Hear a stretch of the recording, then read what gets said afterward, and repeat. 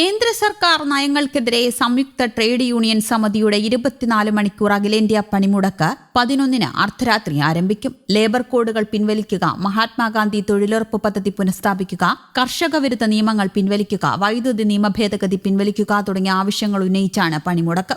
CPM, CPI അടക്കമുള്ള രാഷ്ട്രീയ പാർട്ടികളും കർഷക തൊഴിലാളി സംഘടനകളും സർക്കാർ അധ്യാപക സംഘടനകളും പണിമുടക്കിൽ പങ്കെടുക്കുമെന്നും CITU അഖിലേന്ത്യാ സെക്രട്ടറി എളമരം കരീം പറഞ്ഞു. അവശ്യ സർവീസുകളെ പണിമുടക്കിൽ നിന്ന് ഒഴിവാക്കിയതായും ബലപ്രയോഗമോ അക്രമമോ ഉണ്ടാകില്ലെന്നും അറിയിച്ചു. INTUC കേരളത്തിൽ പ്രത്യേകമായാണ് പണിമുടക്കുകയെന്നും സംസ്ഥാന പ്രസിഡന്റ് R. ചന്ദ്രശേഖരൻ പറഞ്ഞു. പണിമുടക്കിൽ BMS പങ്കെടുക്കുന്നില്ല.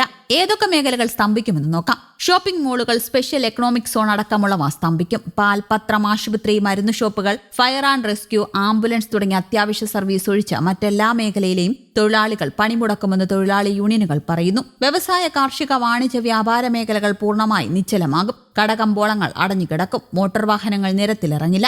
സംസ്ഥാന സർക്കാർ ജീവനക്കാരും അധ്യാപക സംഘടനകളും ബാങ്ക്, ഇൻഷുറൻസ്, പ്രതിരോധം, റെയിൽവേ, തുറമുഖം, വ്യോമയാന രംഗത്തെ ജീവനക്കാരും അനുബന്ധ കരാർ തൊഴിലാളികളും പണിമുടക്കിനെ പിന്തുണയ്ക്കുമെന്നും തൊഴിലാളി യൂണിയനുകൾ പറയുന്നു.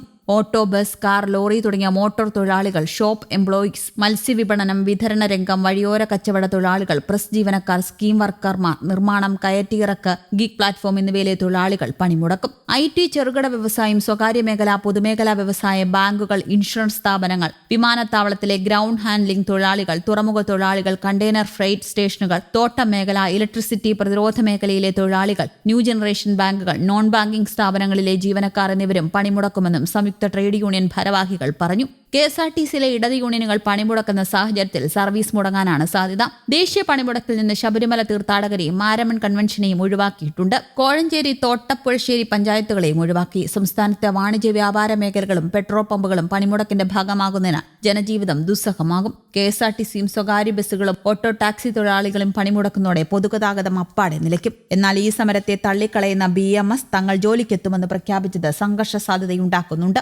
മാനേജ്മെന്റുകൾ സുരക്ഷയൊരുക്കുകയാണെങ്കിൽ ഷിപ്പ്യാർഡ്, പോർട്ട് തുടങ്ങി പ്രധാന തൊഴിലിടങ്ങളിൽ BMS പ്രവർത്തകർ പണിയെടുക്കുമെന്നാണ് നേതൃത്വം വ്യക്തമാക്കുന്നത്. പണിമുടക്കുന്നവർക്ക് സമരം ചെയ്യാം, എന്നാൽ ജോലിക്ക് വരുന്നവരെ തടയാൻ അധികാരമില്ല എന്നാണ് ഇവരുടെ നിലപാട്. സമാധാനപരമായ പ്രതിഷേധമാണ് ലക്ഷ്യമിടുന്നത് എന്നും ആരെയും ബലം പ്രയോഗിച്ച് തടയില്ലെന്നും CITU, INTUC നേതാക്കൾ പറയുന്നുണ്ടെങ്കിലും വാഹനങ്ങൾ നിരത്തിലിറക്കാതെ സഹകരിക്കണമെന്ന കർശന നിർദ്ദേശം നേതാക്കൾ നൽകി കഴിഞ്ഞു. രാജ്യത്താകെ 30 കോടിയോളം തൊഴിലാളികൾ പങ്കുചേരുന്ന പണിമുടക്ക് കേരളത്തിൽ 650ഓളം കേന്ദ്രങ്ങളിൽ റാലികളോടെയും പ്രതിഷേധങ്ങളോടെയും ആചരിക്കും. പണിമുടക്ക് ആഹ്വാനം തൊഴിലാളി സംഘടനകൾ പറയുന്ന കാരണം ഇവയൊക്കെയാണ്. ഇന്ത്യയിലെ എല്ലാ വിഭാഗം തൊഴിലാളികളുടെയും മൗലികമായ എല്ലാ അവകാശങ്ങളും, പ്രത്യേകിച്ച് കൂട്ടായി വിലപേശാനും സംഘടിക്കുവാനുള്ള അവകാശം പോലും എടുത്തുകളയുന്നതാണ് 4 ലേബർ കോഡുകളും. ആനുകൂല്യങ്ങൾ പലതും ഇല്ലാതാകും. തൊഴിൽ സമയം തന്നെ തൊഴിലുടമകൾക്ക് വേണമെങ്കിൽ 12ഉം 16ഉം മണിക്കൂറാക്കാൻ വ്യവസ്ഥ ചെയ്യുന്നു. വിത്ത് ബിൽ ഇന്ത്യൻ കർഷകരുടെ പരിരക്ഷ തകർക്കണം. മഹാത്മാഗാന്ധി തൊഴിലുറപ്പ് പദ്ധതി പുനഃസ്ഥാപിക്കണം. ഇൻഷുറൻസ്, ആണവോർജ്ജം, വൈദ്യുതി തുടങ്ങിയ മേഖലകൾ സ്വകാര്യവൽക്കരിക്കുന്നു. പൊതുമേഖലയും ദേശീയാസ്തികളും തകൃതിയായി വിറ്റഴിക്കുന്നു. തൊഴിൽ സ്ഥിരത അസാധ്യമാക്കി നിശ്ചിതകാല തൊഴിൽ നിയമമാക്കി.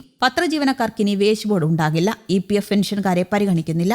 പണിമുടക്ക് ആവശ്യങ്ങൾ: മഹാത്മാഗാന്ധി തൊഴിലുറപ്പ് പദ്ധതി പുനഃസ്ഥാപിക്കുക, വൈദ്യുതി നിയമ ഭേദഗതി നിർദ്ദേശം പിൻവലിക്കുക, സ്വകാര്യവൽക്കരിക്കുന്ന ശാന്തി ബിൽ 2025 പിൻവലിക്കുക, തൊഴിലാളി വിരുദ്ധമായ ലേബർ കോഡുകൾ പിൻവലിക്കുക, പൊതുമേഖലാ ഓഹരി വിൽപ്പനയും ആസ്തി വിൽപ്പനയും അവസാനിപ്പിക്കുക.